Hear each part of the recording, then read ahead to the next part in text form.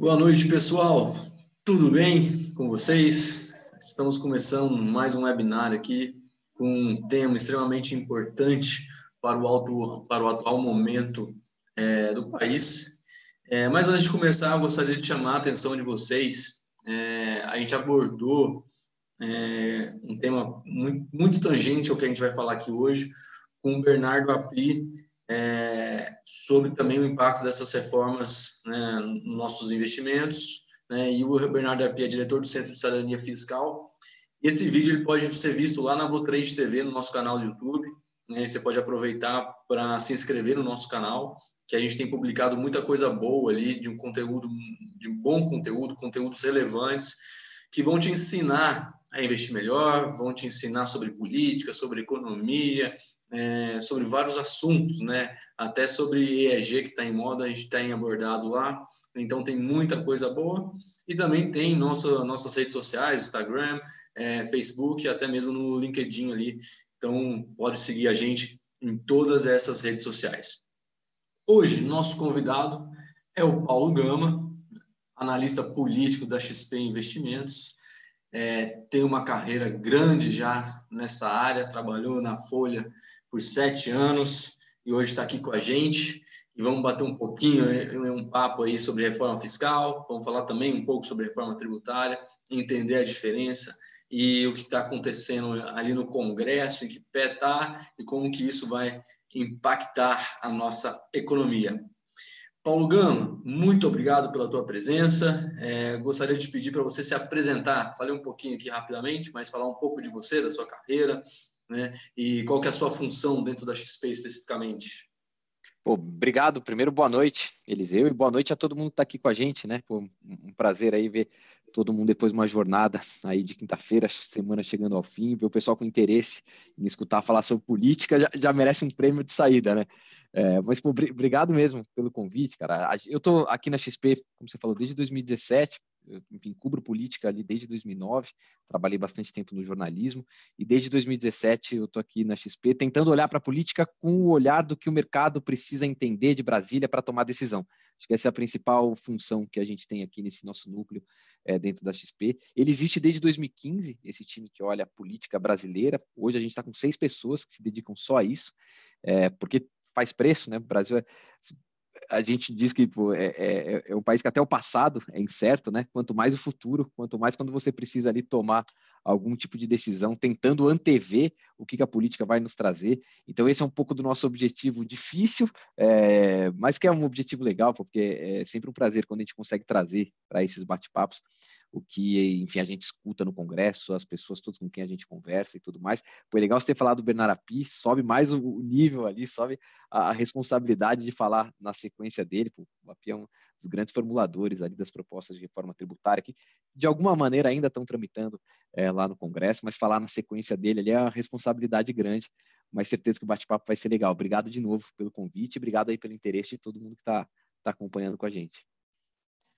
Show de bola. Realmente, o Brasil não é para amadores, como a gente fala, então entender o que está acontecendo em Brasília ali é essencial.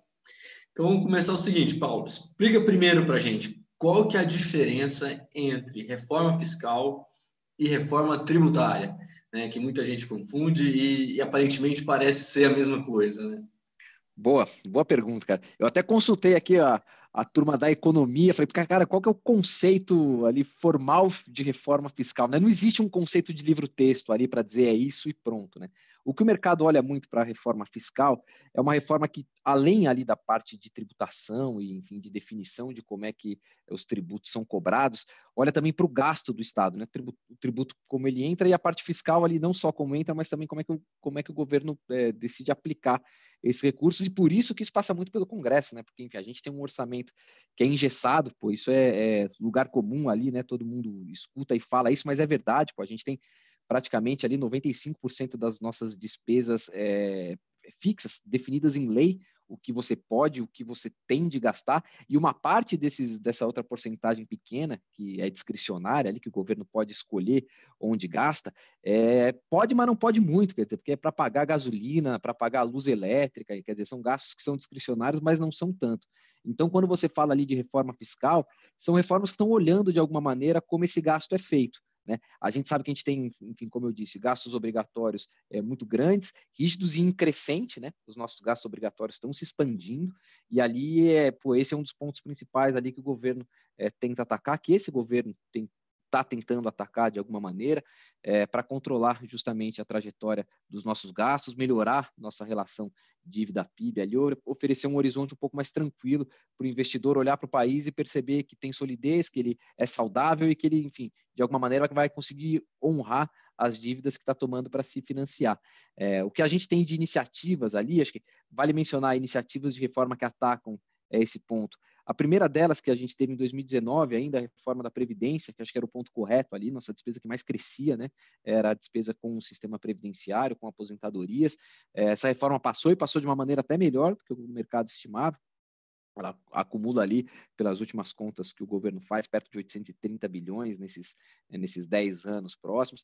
Tem uma parte ali de revisão também de concessão de aposentadorias, que passou numa outra parte da reforma, que ela tem trazido até mais resultado para o governo do que ele estimava lá atrás. Se espremer muito ali, você chega no trilhão do Paulo Guedes, precisa fazer uma conta meio de malabarismo ali, mas dá para chegar nesse trilhão em 10 anos. Foi o primeiro grande grupo de despesas, né, que o governo decidiu atacar lá em 2019, e ali a gente entrou em 2020 uma tentativa de sequência de agenda, mas aí a pandemia, evidentemente, reorientou o que precisava ser feito, né? No final, em vez ali de economizar, a gente precisou gastar mais dinheiro, acho que ninguém discute a necessidade que a gente teve de fazer esses gastos. O que se discute é isso, como a gente gastou mais, a gente vai precisar de reformas mais fortes para frente para conseguir compensar esse gasto que era necessário e que está sendo feito ainda.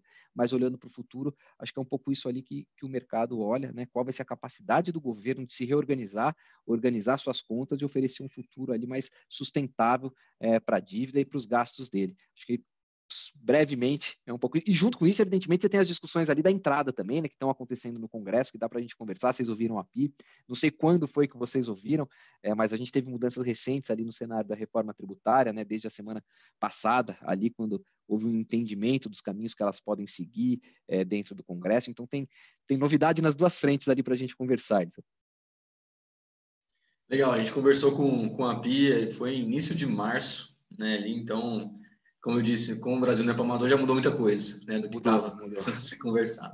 Mas é interessante que ele explicou para a gente que eram os principais conceitos, né, do que se tratava, né, a gente não abordou tanto o Brasil assim, né, ele foi mais um ensino didático, né, do que era, né, que era a reforma e para onde ia, mas não o trâmite que ela está acontecendo, por onde que ela tinha que passar, né?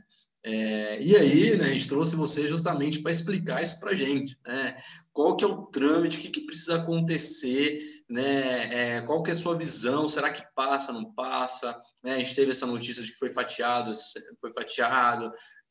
Alguns jornais noticiaram que isso era bem ruim, porque geralmente quando fatia, acaba que perde um pouco o foco, né? Mas aparentemente outros jornais noticiaram que foi uma estratégia para passar alguma coisa, né?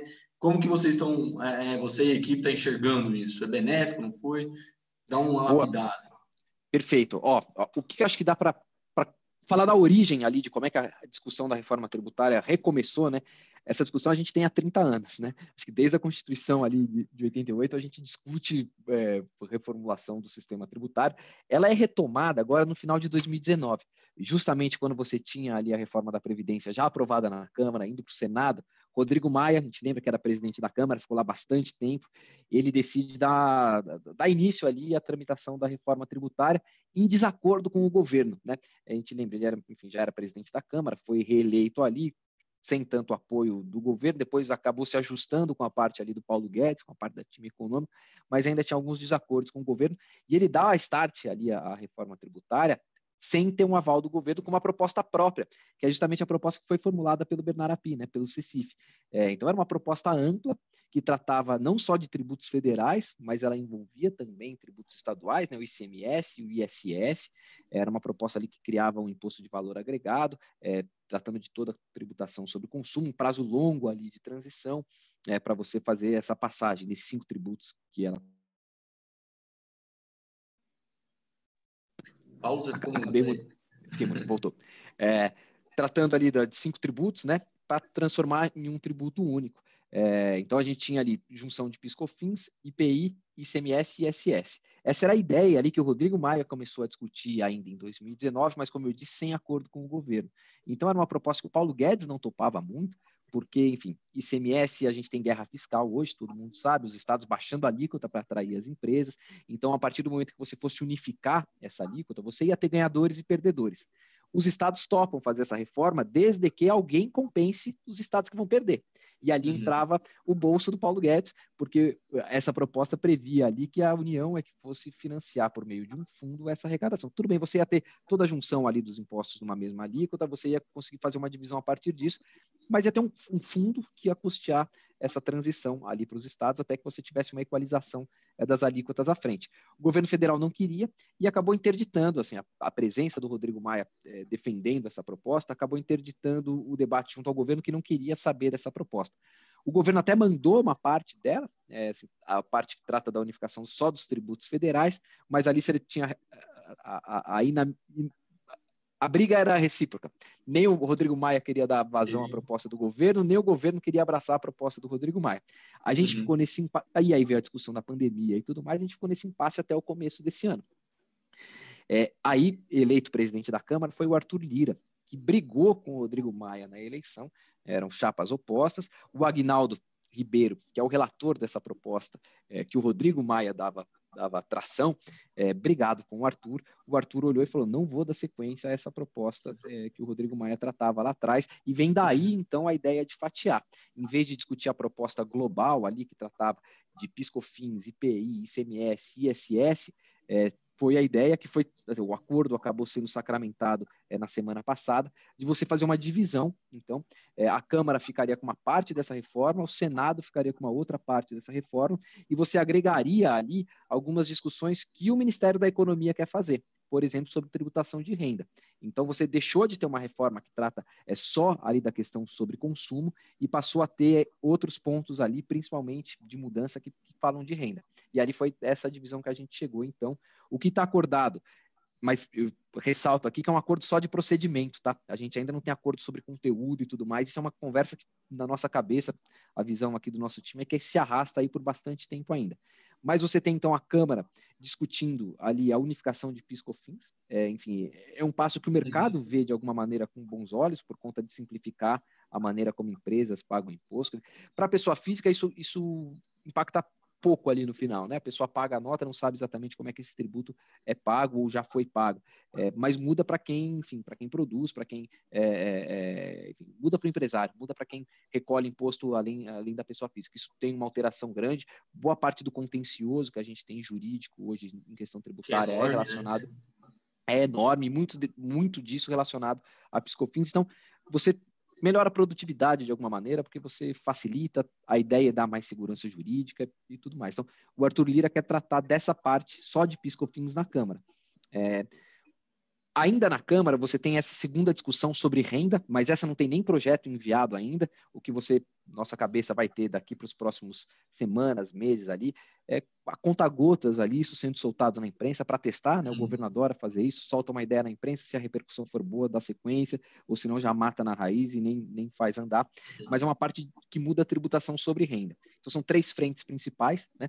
Uma delas, você reduz o imposto de renda da pessoa jurídica para taxar a distribuição de dividendos, né, que hoje é a isenção dessa taxação. Então, você faz uma troca, você reduz a alíquota, né, do imposto de renda da pessoa jurídica e taxa a distribuição de dividendos. A ideia é que a empresa fique com caixa para reinvestir, para, enfim, ampliar a produção e tudo mais, e não distribua esses recursos. Segunda frente é imposto de renda de pessoa física. Há várias propostas ali em discussão, ainda não tem nada formalizado, mas a ideia que o governo discute é você aumentar um pouquinho a faixa de isenção, Então, você deixa mais pessoas sem pagar imposto de renda, mas você compensa isso com uma alíquota maior para cima, de modo que essa troca ali fique neutra. Assim como a de imposto de renda de pessoa jurídica e dividendos também fique neutra, essa parte ali de imposto de renda de pessoa física também ficaria neutra. E a terceira é você tirar ali o mecanismo do JCP, né, do pagamento de juros sobre capital próprio, que hoje é isento, você tem isenção para distribuição para esse pagamento, taxa isso também, de maneira que você consiga neutralizar ali quem ganha, quem perde, você só faz uma redistribuição e uma simplificação a partir disso. Essas são as duas propostas que, em tese, vão tramitar pela Câmara. O Senado vai tratar de uma parte que não chega nem a ser uma reforma tributária ali, mas é um programa de refinanciamento de dívida. É o que ali há um pouco de divergência entre o que quer o Senado e o que quer a equipe econômica. O Senado gostaria de fazer um programa mais amplo de refinanciamento de dívidas, né? E o Paulo Guedes quer uma coisa um pouco mais enxuta, o passaporte tributário lá dele, com regras mais rígidas ali de quem pode entrar e tudo mais, mas é essa outra ideia de outra vertente ali que o Senado discutiria. E, ao mesmo tempo, o Senado abraçou a ideia de discutir essa proposta mais ampla, que tratava de ICMS e ISS, mas não é isso que vai, na nossa cabeça, ganhar tração. Tá? Na nossa cabeça, acho que são essas três propostas ali que têm alguma chance de ir sendo discutidas. O refis, me parece que, assim, pelo que a gente sente lá do Senado, em Brasília, é meio consenso que você vai precisar ter algum programa de refinanciamento, embalado pela pandemia, né, pela dificuldade que muitas das empresas tiveram aqui pela pandemia, e ali o Congresso forçando para ampliar isso para além da pandemia, para a empresa que não necessariamente teve dívida por conta do momento que a gente está passando, aquela briga de sempre, os congressistas, enfim, defendendo interesses ali dos seus setores e tudo mais, tentando colocar todo mundo para dentro. E a tônica que a gente vê ali, o governo às vezes tentando segurar a porta, nem sempre consegue segurar, mas acho que é mais uma dessas vezes que a gente vai ter ali. E na Câmara, essa discussão ali da unificação da CBS, com um pouquinho mais de chance de avançar do que as outras. O que muda ali do rito, né, da parte regimental, a proposta original que o Rodrigo Maia discutia lá atrás, ela muda a Constituição. Como trata ali de ICMS, ISS, ela tem alterações na Constituição, e a Constituição, enfim, são as regras mais basilares ali que a gente tem, é mais difícil de alterar mesmo, e é feito para ser mais difícil. Então, você precisa ali de 308 votos na Câmara, 49 no Senado, enfim, não é feito para que não seja fácil, é feito para que seja difícil mesmo, precisa de 2 turnos de votação e tudo mais, é um processo muito mais longo ali de discussão. Esses outros projetos não, são projetos simples, projetos de lei ordinária, então bastaria, em tese, que o Arthur Lira, enfim, colocasse no plenário para votar, um pedido de urgência ali, assim, a parte de tramitação, ela é mais fácil. O que não é fácil é a discussão, quer dizer, tem setor que perde, setor que ganha, quem ganha geralmente fica quieto, quem perde vai para cima, então ali você vai ter essa discussão sendo feita a partir do momento que ficar claro ali quem vai relatar a proposta, quais são os calendários previstos para cada uma delas e tudo mais. Eu acho que ali sim a pressão começa. Na CBS, todo mundo tentando garantir sua alíquota especial, né, nessa unificação ali, regimes especiais, todo mundo tem algum tipo de puxadinho, né? Nosso sistema tributário hoje é uma coleção de exceções, né? Não tem regra quase, é só exceção amontoada, então todo mundo vai tentar manter seu regime próprio, seu regime especial, enquanto no refis lá no Senado, todo mundo vai querer se colocar para dentro. Acho que são essas as brigas que a gente vai ter ali para frente.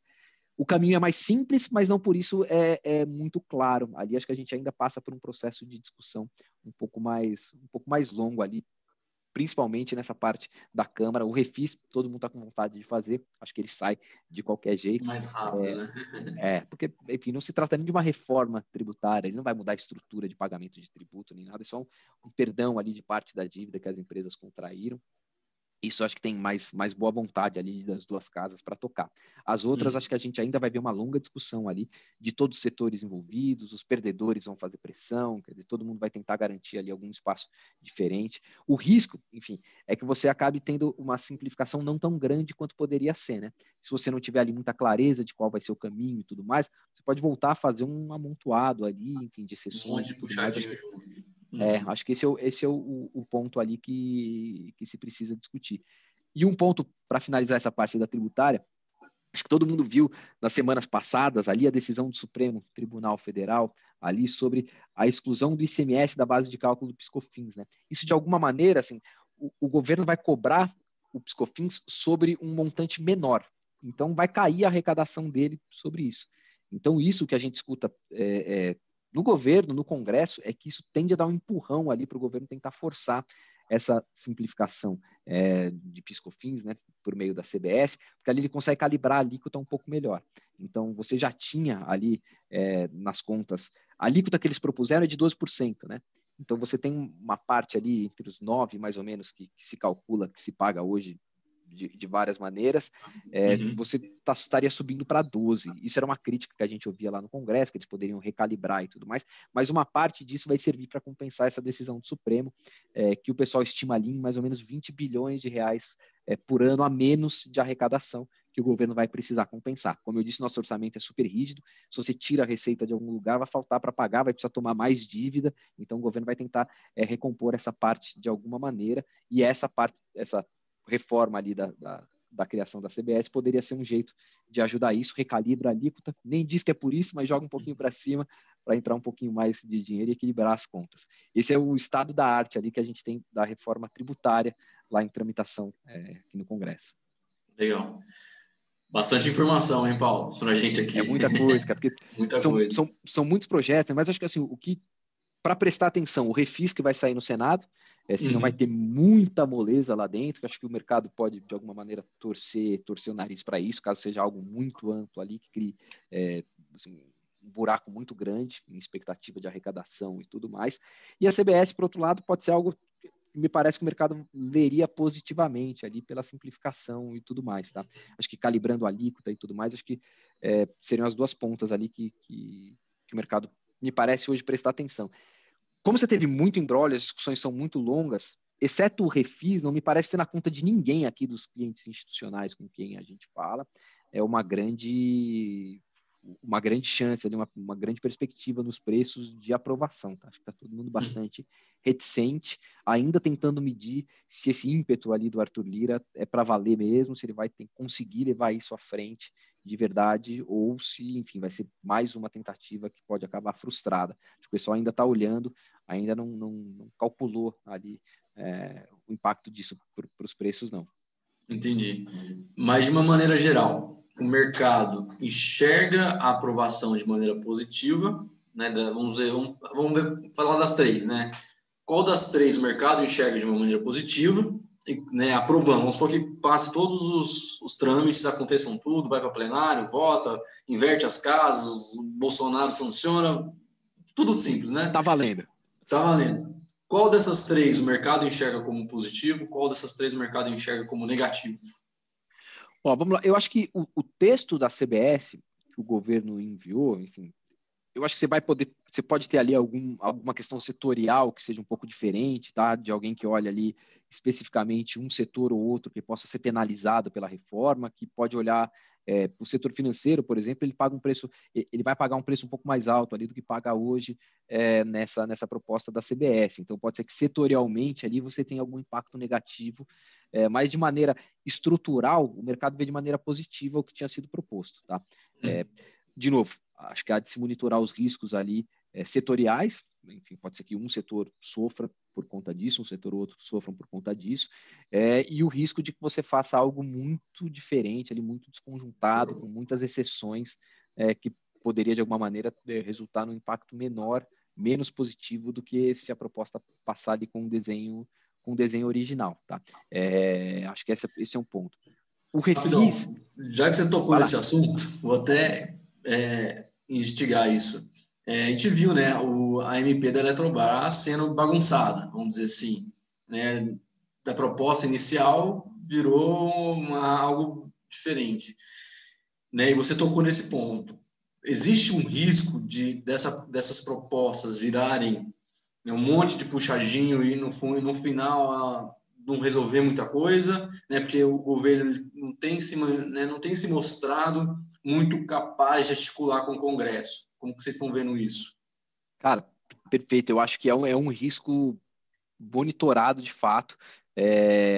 A perspectiva ali de que o governo é fraco de alguma maneira, enfim, melhorou em relação ao que era em 19 ali, mas ainda muito dependente da vontade ali do que vem dos deputados e dos senadores, mais do que uma imposição de uma agenda própria, né? O exemplo da privatização da Eletrobras é perfeito nesse sentido, que o governo já havia sentado para negociar com os deputados, com os senadores, mandou uma proposta que, em tese, já atendia os anseios ali das bancadas todas, e ainda assim sofreu uma série de alterações, e o que a gente escuta agora do governo é que ele até gostaria de fazer algumas alterações na proposta, mas talvez preferisse até manter o texto como está para evitar risco de caducidade da medida provisória acabar não sendo aprovada. Então, esse é um bom risco ali que você tem para monitorar de fato como é que a proposta sairia, né, se ela vai eventualmente sair com uma série de puxadinhos ou não. Esse tema ali da tributária, acho que é por conta dos setores que vão fazer as pressões todas. Em temas fiscais, o risco que a gente tem, às vezes, parte de dentro do próprio governo, e esse é um ponto que acho que vale ressaltar ali daqui para o final do mandato. Quer dizer, uma das propostas ali, a gente falou da Previdência, né, na área fiscal, mas o governo fez a PEC emergencial, né, no início do ano agora, enfim, era uma proposta relevante ali, porque, enfim, ela justamente criava critérios para a deflagração dos gatilhos de economia de recursos quando as nossas despesas começassem a pressionar demais ali o teto de gastos, né? E ali, por obra do próprio governo, parte desses gatilhos foi flexibilizado, né? Enfim, por parte do Palácio do Planalto, né? Então, você tem uma oposição ali, às vezes, entre o time econômico e a parte política do governo, que nessas discussões, acho que menos nessa parte da reforma tributária, mas mais nas questões fiscais, ficam muito evidentes ali. Então, você teve a flexibilização dos gatilhos, de parte dos gatilhos ali, para redução de despesas, quando a gente tivesse um nível de despesa muito alto. Esse foi um ponto que foi patrocinado pelo governo. Você quase teve ali uma mudança importante no teto de gastos, também patrocinada em parte pelo governo, que o governo deu aval ali, de alguma maneira, a que essas discussões avançassem. Você tem na discussão do orçamento mesmo, a gente viu um impasse que ainda não está resolvido, né? Possivelmente na semana que vem a gente consiga resolver, solucionar ali o impasse do orçamento inteiro, mas o próprio governo autorizou de alguma maneira ali esse incremento das despesas com emendas parlamentares, né? Assim, teve aval a proposta que foi votada. O curioso é que quando a gente fala lá no Congresso, todo mundo diz qual dos governos, né? Todo mundo sabe que não existe um governo único, né? Algum governo deu aval a esse, não foi o governo do Paulo Guedes, foi o governo lá do Palácio, dos militares, tinha dado aval a essa tentativa ali de expandir um pouco mais os gastos. Então, esse é um ponto relevante ali que você menciona, Elisa, assim, do risco de que a proposta acabe saindo menos redonda, né, do que entrou por conta de falta de foco ali, de falta de uma linha única de ação. No caso da reforma tributária, por pressão dos setores, no caso ali das discussões fiscais, e infelizmente, às vezes, por força ali do próprio governo. Mas é o risco que se monitora efetivamente esse ali dessas mudanças e de que você, num ambiente ali que não há muita harmonia e tudo mais, acabe tendo resultados menos satisfatórios do que se você tivesse uma linha mestra ali, né, uma clareza, um discurso único, digamos, ali partindo do governo para conduzir as propostas. É um risco, é um dos principais riscos ali que a gente olha. Legal. Ok, então vamos voltar na pergunta anterior, né? A gente falou do CVS, agora vamos falar da tributação dos dividendos, né? Positivo ou negativo para o mercado? Eu acho que o mercado vai, enfim, partes e partes, né? Acho que para a atividade econômica, talvez, assim, o que a gente escuta que talvez faça sentido ali a ideia de você reduzir o imposto de renda da pessoa jurídica para forçá-la ali e taxar os dividendos para forçar o reinvestimento desse recurso, mas evidentemente a distribuição de dividendos ali vai ser olhada com ressalva por alguns setores, né? Mas acho que há um consenso ali, o próprio mercado reconhece que você precisa de alguma maneira fazer essa escada, essa inversão ali, quer dizer, acho que talvez o preço ali, não sei dizer como é que ele vai se comportar, mas acho que conceitualmente o pessoal reconhece ali a necessidade, tá, disso. O que você vai ter também, além disso, e aí acho que alguns produtos específicos, é que, como eu disse, você ainda está numa fase de prévia, né, do envio dessa proposta, você ainda não tem a proposta formulada, ainda não tem ela avalizada pela parte política, você tem ela em formulação dentro do time econômico. Ali ela ainda precisa ser finalizada no time econômico para ser submetida à parte política, para que isso seja enviado ao Congresso, para que o Congresso discuta, é um caminho super longo. Mas você tem aí nessas pílulas ali que saem de maneira ali pontual, a conta-gotas, você tem, por exemplo, a decisão de acabar com isenção de imposto de renda sobre CRAS, por exemplo, sobre crise. Então, acho que alguns produtos ali podem sofrer pontualmente, mas acho que estruturalmente ali o mercado reconhece ali essa necessidade ali. Tem uma parte relevante ali também que se trata, quer dizer, de acabar com essa pejotização excessiva, né, a pejotinha, que é uma briga ali que o governo precisa ver se ele quer comprar de verdade, né, porque uma parte da classe média que, em tese, dá sustentação a ele. Então, acho que vai depender ali do setor como vai ser essa reação, mas a mudança ali, estruturalmente, acho que se reconhece a necessidade de fazer. Bacana. Então, e a terceira agora, né? O refis. O refis. Essa é um pouco mais óbvia, né? Resumindo, né? O governo abrindo mão de receita, né? Então, assim, se for eu muito acho que grande, é pode isso. falar. Se for muito grande, acho que tem algum impacto ali, mas ao mesmo tempo, assim, a necessidade de que se dê algum tipo de alívio aí às empresas que durante esse período de pandemia ficaram desassistidas, ficaram sem poder produzir e tudo mais, acho que faz sentido. O governo fez um diferimento de tributo lá atrás, né? Enfim, adiou ali a necessidade de pagamento, jogou isso mais para o final do ano, tomou algumas medidas ali como antecipação ali, pensando menos nas empresas, mas mais no funcionário, né? Antecipação de saques ali para o INSS, você teve antecipação de 13º, quer dizer, você teve algumas medidas pensadas para o trabalhador. Para a empresa, você teve aqueles programas que acho que talvez tenha sido dos programas mais bem-sucedidos aí da pandemia, né? Aquele BEM, o programa de benefício emergencial para manutenção do emprego, em que o governo custeava uma parte ali do salário quando a empresa tomasse a decisão de reduzir carga horária ou até de suspender contrato, o governo custeou uma parte disso. Esse programa foi reeditado agora, né? Ele tem a segunda fase dele em curso nesse momento. Você tem ali o governo injetando mais 5 bilhões em linha de crédito para micro e pequena empresa. Então, o governo tomou ali algumas decisões para tentar sustentar ali as empresas, evitar que essa quebradeira ali trouxesse mais problema ainda para a recuperação, né? Para que você conseguisse manter algum nível ali de atividade, para que quando a mobilidade possa ser retomada, quando a gente tiver em uma outra fase da pandemia que permita ali essa retomada, as empresas tivessem condições de restartar sem precisar recomeçar tudo do zero. Então, acho que algum nível ali de auxílio, algum nível de ajuda precisa ter, mas o ponto é esse, como é que vai ser esse programa, e evitar que é um ponto que a gente escuta muito ali no Ministério da Economia, que eles defendem, enfim, entre os economistas de maneira geral, que você cria ali em quem paga o imposto a certeza de que você vai fazer um programa de refinanciamento dali 2 ou 3 anos, porque isso é um desincentivo, né, ao pagamento, é um incentivo de alguma maneira que você não pague, porque você sabe que você vai ter um desconto ali à frente.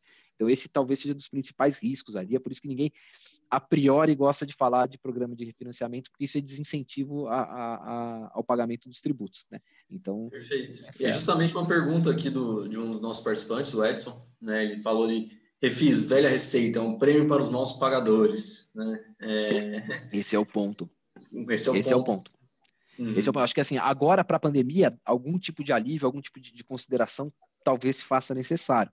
Mas é isso, você ali com critérios, né? Você simplesmente olhar para trás e perdoar, né, tudo, ou enfim, fazer algo muito amplo ali que não deixe condicionado a quem precisou por conta desse período, é esse incentivo que o Edson mencionou ali, é o incentivo ao mal pagador, é o incentivo a, pô, não precisa pagar agora, porque a gente sabe que o governo à frente ali vai aparecer com algum programa. Você teve um amplo refis de 2017, né, 4 anos atrás, você teve um refis bem Grande, né? bem grande. E eu me lembro lá em 17, quando surgiu a ideia do refis, surge sempre pelo Congresso, né? O Congresso é quem surge, enfim, os deputados, senadores que representam setores empresariais ali fazem esse pleito junto ao governo. Eu me lembro de ter questionado ainda lá o Ministério do Temer, era Meirelles ainda, à época, e eles disseram, não, fora de cogitação completamente, a gente não vai fazer, porque esse discurso é isso, é o discurso sempre do incentivo ao mal pagador, a gente não pode fazer isso sempre, né? Dali 2 meses estava posto, porque enfim, você não tinha muito como segurar a pressão do Congresso, principalmente. E acho que vale mencionar aí de maneira mais ampla também, assim, o governo, de alguma maneira, está um pouco mais dependente ali desse centrão do Congresso agora, né? Enfim, o Arthur Lira foi eleito com apoio do governo, é verdade, mas ele é um deputado ali de mais longa data desse grupo, ele não é alguém que o governo escolheu para ser eleito presidente da Câmara, né? Ele é alguém que tinha condição de ser presidente da Câmara por conta da disposição interna ali de forças dentro da Câmara, que o governo deu suporte a essa eleição. Então não é que o governo colocou alguém subserviente ali que vai fechar os olhos e tocar qualquer que seja a agenda. Então acho que tem esse ponto ali também do governo ser um pouco mais dependente desse grupo que está hoje no comando ali da Câmara e do Senado, nomeou, né, uma ministra desse grupo, a deputada Flávia Arruda virou ministra ali pouco tempo depois da eleição do Arthur Lira, ministra das relações políticas ali, né, das relações governamentais, mas é quem faz o dia a dia da articulação com o Congresso, é alguém do próprio Congresso ali, enfim, que se você dissesse ali em 2019, Bolsonaro recém-eleito, que ele colocaria, né, um parlamentar do Centrão ali para ser o ministro das Relações Governamentais, ele próprio diria que jamais faria isso, né? Teve ali a frase célebre ali do general Heleno, né, cantando a música do se gritar, pega Centrão e tudo mais, e o governo está hoje um pouco mais dependente desse grupo, né? Pela composição de forças que você tem ali, e é um grupo, enfim, que com a legitimidade que tem e tudo mais, todos eles foram eleitos ali, enfim, representantes eleitos pelo voto e tudo mais, mas que estão ali de alguma maneira para ter acesso ao orçamento do governo, ter acesso a posições ali para fazer políticas públicas para suas regiões e tudo mais, mas estão ali mais com essa cabeça do que com a cabeça de fazer por conta própria, grandes reformas ali. Até é verdade que toda reforma que sai, ela tem apoio do Centrão, né? Porque, enfim, é o Centrão que determina para onde é que vai a balança, né? Então, você sempre precisa de apoio desse grupo para todas as reformas serem aprovadas. Mas ali o dia a dia é um dia a dia de mais demanda por orçamento, por verbas, enfim, por emendas parlamentares e tudo mais. Acho que é um pouco nessa toada ali que o governo tá dançando. É um pouco nesse ambiente. O famoso toma lá da cá, né? Não tem como também, não tem como escapar disso, né? Faz a gente parte tem da um nossa... país com 30 partidos, né? São 30 partidos políticos representados lá no Congresso. É difícil você ter ali, você não tem 30 ideologias diferentes que possam ser representadas ali, né? Evidentemente tem partido ali que está para ter o seu espaço em troca de absolutamente nada, assim, de oferecer à sociedade, se existe de fato. Um ponto relevante que acho que não pouca gente presta atenção, mas que ainda não teve um efeito muito claro, mas você teve uma reforma eleitoral aprovada, que vai começar a fazer efeito um pouco mais à frente, que é o do fim das coligações proporcionais, né? Então você não tem mais aquela coisa de ter um puxador de voto para outro partido. A partir agora dessas eleições, você só vai poder, assim, na própria chapa, eleger gente do próprio partido. Então, isso tende a reduzir um pouco o número de partidos com assento. Você tem a cláusula de barreira também, que é uma questão importante. Você não deixa...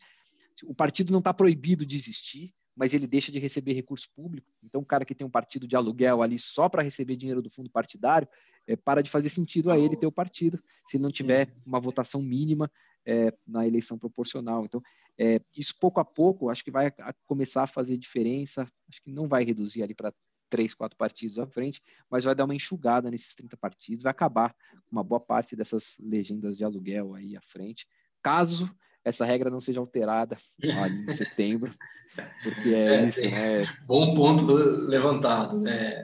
A regra existe até que alguém altera, né? E vai lá. Exato. Mas a princípio é um bom entendimento, né? Acaba um pouco com as eleições os tiriricas da vida, né? Que era o famoso puxador de voto. Mas bacana. E aí, Paulo, né? Para a gente já caminhar para o final da nossa conversa, alguns pontos aqui levantados também pelo Edson aqui da Atlântica Hotel.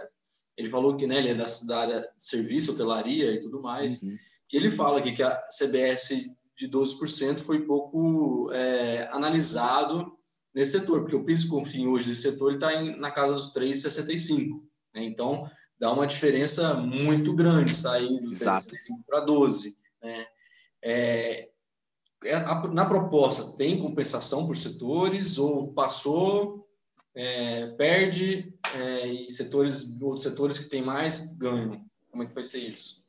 É um bom ponto, Eliseu. Essa é uma das discussões de se vale a pena fazer a reforma fatiada por etapas ou não, né? Porque, enfim, A ideia original lá do governo é isso, o setor de serviços, evidentemente, é o setor que mais vai pagar ali, assim, no relativo, que mais vai ter mudanças a partir dessa CBS. A ideia do Paulo Guedes é você conseguir promover uma desoneração ampla da folha de pagamento, que, enfim, é justamente o maior gasto ali do setor de serviços é em folha de pagamento. Mas para isso você está reduzindo receita, né? Você está reduzindo receita se você promove essa desoneração. E aí entra a ideia, no segundo momento, de você ter a compensação dessa desoneração por meio de imposto sobre transações. Então as peças elas vão se encaixando ali a ponto de, assim, uma peça sozinha aparentemente poder fazer menos sentido do que as peças todas compostas. Mas a decisão que se tomou ali é por fazer essa discussão por partes. Então você negocia ali, existe negociação, você conseguir fazer uma diferenciação de alíquotas dentro da CBS. O governo chegou a falar em 4 alíquotas diferentes, justamente para mitigar esses efeitos, mas ali, pelo que ele diz, assim, faz sentido isso, você reduz a alíquota de um, você precisa aumentar a alíquota do outro para ele ser fiscalmente ali neutro, né? Esses 12% talvez permitam, de alguma maneira, você ter alíquotas distintas ali dentro, se você tiver essa média de 12, permita ali, mas se você, para ter essa média de 12, você precisaria subir de alguém, de algum setor além de 12, para poder permitir alguém abaixo disso. Então, dali vem um pouco do ceticismo sobre a chance de que isso avance rápido, porque você precisaria ter, de alguma maneira, ali o desenho feito inteiro, né? E os setores, evidentemente, que saem prejudicados vão se queixar disso, e você tem, dentro do Congresso, representantes de todos esses setores que, de alguma maneira, vão tentar barrar uma proposta que seja nociva ao setor que ele representa. Então, vem dali um pouco dessa discrepância e da manifestação dos setores que vão sair perdendo com a proposta, o ceticismo sobre a possibilidade de um avanço rápido nesse desenho. Acho que é um dos pontos ali que o Edson colocou que está perfeito, que, enfim, que vão ser colocados em discussão aí nesse período. E a partir do momento em que começa a se criar várias alíquotas, aí começa exceções, né? E aí algo que era para simplificar acaba voltando a complicar novamente, aí exceção para cada seção, aí entra exceção por cada tipo de produto, né? E aí até muito encontro o que a gente conversou com a Pi. Aí falou, Eliseu, uma caneta que tem um negócio de ferro é tributada de um jeito, mas uma caneta que tem um negócio de borracha é tributada de outro, porque entra e tal, e aí ali a que tem a borracha inclui um negocinho de ferro para poder se enquadrar na alíquota mais baixa, e acaba que vira uma bagunça enorme que ninguém sabe mais, né, do que se trata, né? O deputado Alexis Fontaine, que é do Novo, da base dele é na região de Campinas, que ele brinca, o exemplo que ele sempre dá, ele é uma das vozes que discutem ali a reforma tributária com bastante propriedade lá na Câmara, mas ele fala do sapatênis, né? Ele falou, o sapato tem um tipo de tributação, o tênis, em tese, com a justificativa de que promove esporte e tudo mais, tem outro. A briga que foi para discutir qual vai ser a tributação sobre o sapatênis, se ia pegar o reforço do tênis ou se ia ficar com o problema do sapato. Ele falou, mas é isso, você tem uma coleção de exceções ali, de fato, que a ideia justamente era você simplificar, né? Acho que, enfim, cabe a discussão ali setorial, quer dizer, desse aumento de carga e tudo mais que alguns setores teriam com a implementação da CBS, mas acho que é essa discussão mesmo que está para ser feita, tá? Que está para ser feita, e ali, quando você tiver um caminho mais claro, relator definido, relator é quem vai justamente tentar escutar todos os setores e tudo mais, e propor à Câmara, né, um projeto baseado no texto que o Executivo mandou, mas depois de ouvir todos os setores e tudo mais. Quando esse texto começar a ficar claro, quando esse relator for designado e ali ele começar a receber os setores, é que acho que a gente vai conseguir ter uma dimensão ali da dificuldade que vai aparecer para aprovação de uma matéria como essa. Bacana. Paulo, estamos chegando ao final. Excelente conversa que a gente teve aqui. Esclareceu bastante coisa, coisas que eu até nem tinha ideia da dimensão do que estava sendo discutido ali dentro. Muito obrigado mais uma vez. Queremos te trazer mais vezes para bater um papo com a gente. Vamos atualizando, foi um prazer. Vamos marcar uma dessa por quando vocês quiserem para ir atualizando, porque, como eu disse, o cenário é dinâmico ali, a gente vai tendo atualizações, né? Ali. O que a gente conversou em março não é o que a gente conversou agora, e provavelmente não vai ser o que a gente vai conversar daqui a alguns meses, né? Então vai mudar bastante. Será um prazer ter você com a gente quantas vezes for necessário. Pô, obrigado de verdade pelo convite, Eliseu. Obrigado a todo mundo aí que, pô, depois de uma quinta-feira de trabalho, se juntou a gente para ouvir. Obrigado, Edson, aí pelos comentários. E é isso, a gente fica à disposição, o time todo aqui do nosso time de política aqui da XP está super à disposição aí de vocês. É um prazer de verdade bater esse papo. Muito obrigado, Paulo. Pessoal, para finalizar, né, lembrar vocês de visitarem nosso canal na Butrade TV. Essa live vai estar lá também, né, ficou gravada, a gente vai subir para o YouTube também. E lá tem a discussão que a gente fez com o Bernardo Api, né, e também tem uma outra discussão que a gente falou com o diretor do Tesouro Nacional, em que ele explicou essa parte fiscal pelo lado deles, né, ali, que é muito interessante também você ver esse vídeo, que é muito educativo, né, para você entender melhor toda essa dinâmica do nosso país, que muitas vezes é complexa, ok? Então, muito obrigado, gente, uma boa noite, até um próximo webinar, uma próxima live. Um abraço. Tchau, tchau, gente. Até.